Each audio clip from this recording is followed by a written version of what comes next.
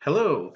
Are you a SharePoint developer that's trying to get your mind around all these new tools and new libraries and things that we need to use to be able to do SharePoint development? Or maybe you're an IT pro that's still trying to figure out how to use some of these tools and how they play in your environment. Things have changed a lot in development over the years. Now we're having to deal with things like NodeJS and Gulp and NPM and Git. So how do we make sense of what all these tools are and how we can use those in our environments and to make our lives easier?